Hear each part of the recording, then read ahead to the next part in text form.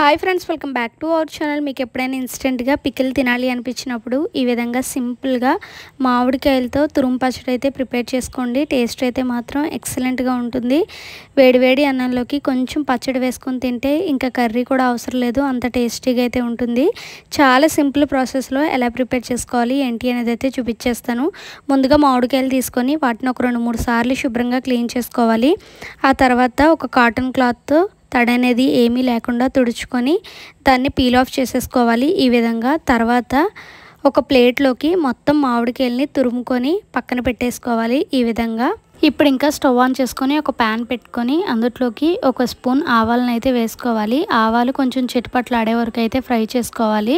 1 నిమిషం పాటు ఫ్రై చేసుకుంటే ఆవాలు ఈ విధంగా చిటపట్లాడతాయి. ఇప్పుడు అందులోకి 1/2 స్పూను మెంతులు అయితే వేసేసుకొని వీటి రెండింటిని కూడా బాగా మిక్స్ చేసేసుకొని ఒక 2 మినిట్స్ పాటు అయితే ఫ్రై చేసుకోవాలి.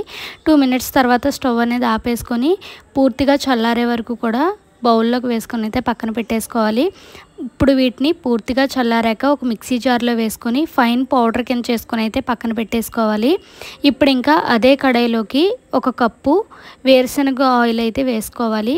మీరు వేరుశనగ ఆయిల్ ప్లేస్లో మామూలు సన్ఫ్లవర్ ఆయిల్ కూడా అయితే యూజ్ చేసుకోవచ్చు. ఎక్కువ రోజుల పాటు నిల్వ ఉండాలి, టేస్ట్ బాగుండాలి అనుకుంటే కనుక వేరుశనగ నూనె అయితే యూజ్ చేయండి.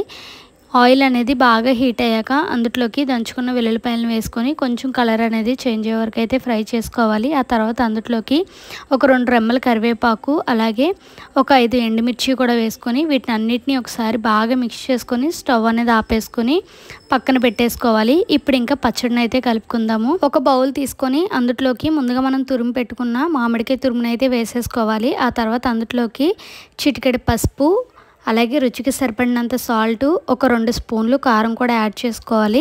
తర్వాత 1 స్పూన్ ఆవాలు మెంతుల పౌడర్ కూడా వేసేసుకొని వీటిని అన్నింటినీ గరిటెతో అయితే బాగా మిక్స్ చేసేసుకోవాలి. ఈ విధంగా బాగా మిక్స్ చేసేసుకున్నాక ఇప్పుడు అందులోకి ముందుగా మనం తాలింపు పెట్టుకున్న పోపును అయితే ఇందులో వేసేసుకొని బాగా మిక్స్ చేసేసుకోవాలి. బాగా మిక్స్ చేసేసుకొని ఒక 2 అవర్స్ పాటు పక్కన పెట్టేసుకొని ఇంకా వేడివేడి అన్నంలోకి సర్వ్ చేసేసుకుంటే ఎంతో టేస్టీగా ఉండే మామిడికాయ తురుము పచ్చడి అయితే రెడీ ఫ్రెండ్స్. టేస్ట్ అయితే మాత్రం చెప్పనవసరం లేదు.